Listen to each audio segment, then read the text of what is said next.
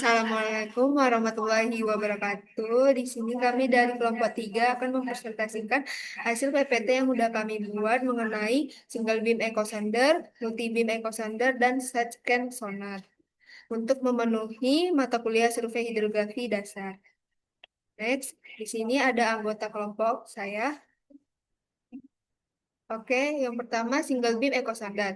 Konsep dasar. Konsep dasar single beam echo sounder adalah mengukur kedalaman air dengan menggunakan suara. Alat mengirim suara ke dalam dasar perairan lalu menunggu pantulan kembali. Dari berapa lama suara itu kembali, alat bisa mengetahui kedalaman. Jika suara kembali lebih cepat, berarti airnya dangkal. Jika suara lama kembali, berarti lebih lama. Kecepatan suara di air bisa berubah karena suhu dan kondisi air, sehingga alat bisa dikoreksi agar hasilnya tepat. Dengan cara ini, single beam echo sounder memberikan kedalaman tepat di bawah posisi kapal. Next, peralatan utama. Yang pertama itu ada transducer, bagian yang mengirim dan menerima gelombang suara ke dasar air. Yang kedua, ada prosesor atau kontrol unit, alat yang memproses sinyal dari transducer dan mengubah menjadi data kedalaman.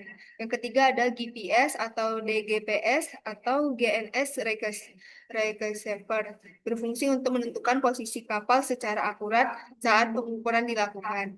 Yang keempat ada motion sensor. Sensor yang membaca gerakan kapal seperti goyang, miring, atau naik turun agar kedalaman tetap akurat. Yang kelima ada sound velocity probe, digunakan untuk mengukur kecepatan suara di air yang dipengaruhi suhu. Yang keenam ada laptop, dipakai untuk melihat data kedalaman secara langsung dan menyimpan data survei. Ketujuh ada kapal survei, alat transportasi untuk membawa semua peralatan single beam echo sounder saat mengukur dilakukan. Selanjutnya akan dijelaskan oleh Joanna. Baik, pada slide ini saya akan menjelaskan metode pengambilan data single beam echo sounder. Pertama, alat mengirimkan input suara dari transducer ke dasar laut. Gelombang ini memantulkan kembali sebagai gema. Receiver kemudian menangkap gema ini, mengubahnya menjadi sinyal listrik, dan menampilkannya pada layar. Proses inilah yang menjadi dasar pengukuran kedalaman. Selanjutnya,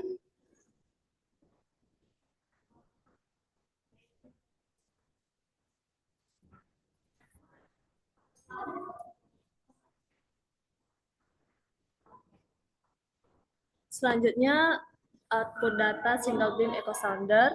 Yang pertama adalah data primer, yaitu data mentah seperti waktu tempuh gelombang, posisi horizontal dari GPS, dan waktu pengamatan. Selanjutnya adalah data yang sudah diproses, yaitu kedalaman yang sudah terkoreksi, data batimetri, profil kedalaman, dan model 3D dasar laut. Inilah produk akhir yang digunakan dalam analisis dan perencanaan. Selanjutnya,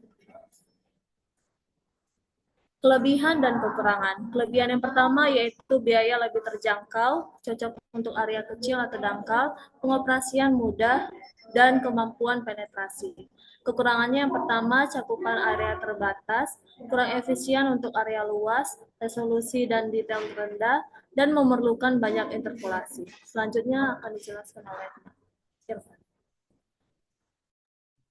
Oke, ini merupakan salah satu studi kasus untuk alat single beam echo sounder yang dimana di studi kasus ini kita memetakan batrimetri dan pemodelan dasar danau silangit yang ada di Medan, tepatnya di Desa Patemon, Kecamatan Bojongsari, dalam Kabupaten Purbalingga yang berasal dari Sungai Badak. Jadi di Danau Silangit ini tidak pernah kering setiap musim yang dimanfaatkan oleh petani selama musim kemarau.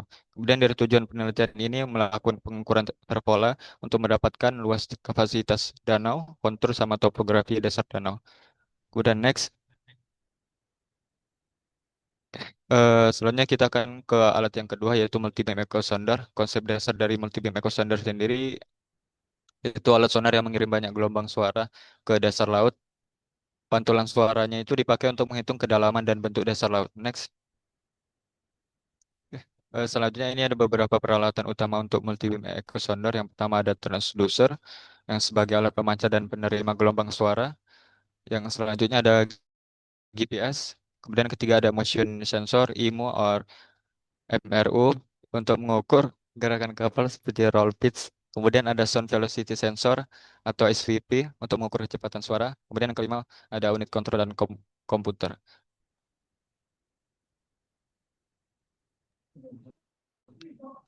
Selanjutnya adalah multi-beam echo sounder, metode pengambilan data. Data diambil dengan cara kapal bergerak mengikuti jalur survei atau survey lines yang sudah direncanakan. Saat kapal berjalan, MBS memancarkan banyak gelombang suara ke dasar laut dan menerima pantulannya. Sistem kemudian menghitung kedalaman berdasarkan waktu tempuh suara. Selama pengukuran, sensor GPS, motion sensor, dan sound velocity terus merekam data pendukung untuk koreksi posisi dan gerakan kapal.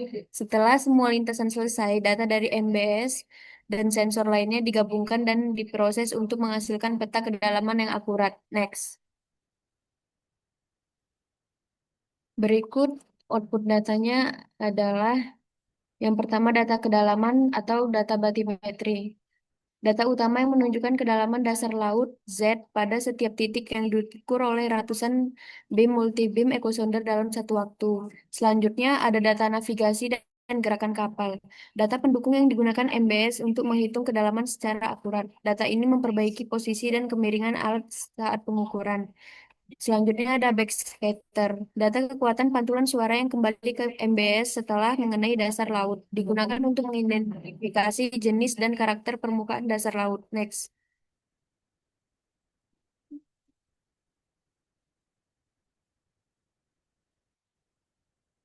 Selanjutnya ada sound velocity profile, data koreksi untuk memastikan perhitungan kedalaman MBS tetap akurat meskipun kecepatan suara berubah di kolom air. Selanjutnya ada data QC atau quality control, data untuk mengecek dan memastikan kualitas hasil survei, apakah kedalaman, posisi, gerakan kapal, dan sinyal akustik sudah akurat, bebas error, dan layak digunakan. Selanjutnya ada water column data, rekaman pantulan suara dari seluruh kolom air untuk melihat objek atau struktur sebelum dasar laut. Next.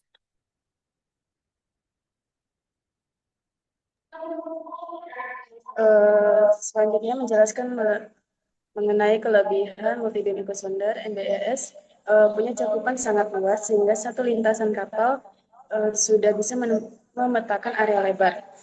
Data yang dihasilkan lebih detail dan akurat karena didukung GPS, PMU, dan SPP. Selain kedalaman, MBS juga memberikan informasi backscatter untuk mengenali jenis sedimen dasar laut. Dengan semua kelebihan itu, survei bisa dilakukan lebih cepat dan efisien. Selanjutnya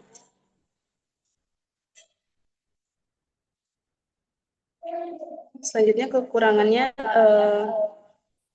berupa biaya peralatan dan operasional yang jauh lebih mahal, kebutuhan mendesak akan operator ahli karena proses pengelolaan datanya yang kompleks, hasil file mentah dengan ukuran data sangat besar yang menuntut komputer kuat, keharusan untuk melakukan kalibrasi rutin seperti patch test dan koreksi gerakan kapal, serta sensitivitasnya terhadap kondisi lingkungan seperti kedalaman, gelombang, dan arus yang dapat memengaruhi kualitas data.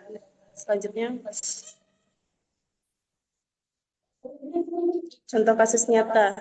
Yang pertama itu survei reklamasi pantai untuk memetakan dasar laut sebelum dan sesudah penimbunan, pengecekan elevasi timbunan, serta memastikan bentuk dasar laut sesuai desain. Yang kedua ada survei keamanan navigasi.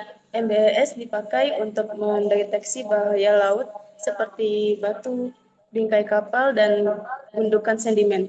Yang ketiga, survei pemeliharaan pelabuhan. Pelabuhan rutin melakukan survei MBS untuk memantau perubahan dasar laut.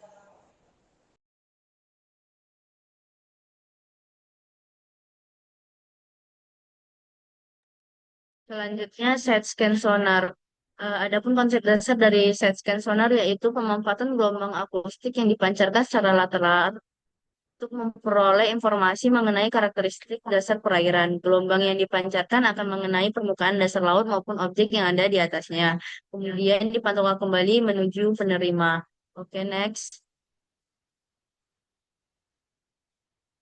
Adapun peralatan utama dari set scan sonar yaitu GPS atau GNSS, sonar processor, tow cable, transducer atau towfish, dan laptop.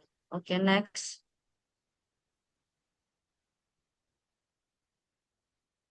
em, metode pengambilan data. Pada metode pengambilan data set scan sonar dilakukan melalui beberapa tahapan utama, yaitu tahap pertama ya adalah perencanaan survei yang mencakup penentuan jalur survei, jarak antar lintasan, serta pengaturan parameter akuisisi seperti range, frekuensi, dan kapal. Tahap yang kedua yaitu persiapan dan penurunan tauvis pada kedalaman operasi yang sesuai agar sudut pemindaian optimal.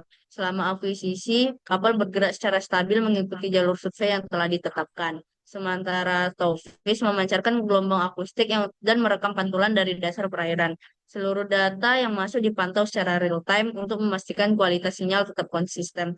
Setelah proses akuisisi selesai, dilakukan quality control awal dan penyimpanan data untuk kemudian dilanjutkan dengan tahapan pengolahan dan analisis. Oke, selanjutnya Pak Yuandra. Oke, output data sukses dari zona ada 4, yaitu pertama kita sonografi, yaitu gambar 2D. Yang kedua data navigasi, yaitu posisi lintasan kapal, heading, speed dan time step untuk geofencing. Nomor 3 log basic data untuk sinyal akustik mentah. Yang keempat ada data pendukung, yaitu attitude, bottom track, dan gain correction untuk pemrosesan. Next. Untuk format datanya yang pertama itu XTF, yaitu Extend Return Format. Yang kedua itu DSF, Persona Format. Yang ketiga itu GCF atau LDF, yaitu Diagnostic atau Gospel. Selanjutnya SDF, yaitu Client atau Sistem 5000. Yaitu selanjutnya ada S juga, yaitu Listen atau Teletype. Selanjutnya HSX, yaitu Hypex Single Beam Exchange. Selanjutnya WAP, selanjutnya Geotip, selanjutnya ASCII atau DSP, dan yang terakhir Property Format. Dan next,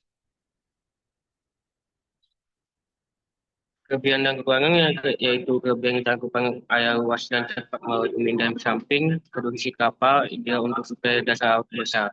Yang kedua, menghasilkan citra mirip foto untuk deteksi objek seperti bangkai kapal atau habitat bahkan di air laut. Ketiga, efisien untuk pencarian struktur tanpa perlu berhenti dan integritas DNS untuk akurasi posisi tinggi. Kekurangannya yaitu resolusi menurun pada frekuensi rendah atau jarak jauh sulit dideteksi objek kecil. Kedua itu memegang gerakan kapal lurus stabil di gelombang atau akan mengurangi kualitas data. Nomor 3, interpretasi data berdasarkan rumit dan kurang akurat untuk kedalaman dibandingkan multi-beam sonar. Next. Contoh kerja nyata yaitu survei arkeologi Sungai Berantas di Indonesia, yaitu sebagai bagian dari penelitian arkeologi bawah air untuk mendeteksi artefak dan bangkai kapal dari abad 19 di perairan Kru. Penelitian ini melibatkan tim BLING, yaitu bagian riset inovasi nasional, menggunakan Arch Salvage 450H yang kita kapal untuk pemindahan dasar laut. Ini ada objeknya, gedung sungai dan simpan titik zona kontak. Saya bagi Pak moderator. Terima kasih. Oke, cukup sekian presentasi yang bisa kami sampaikan. Kurang lebihnya mohon maaf. Wassalamualaikum warahmatullahi wabarakatuh.